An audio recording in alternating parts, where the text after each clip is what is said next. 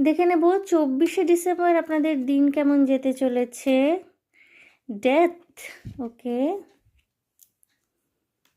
temperance,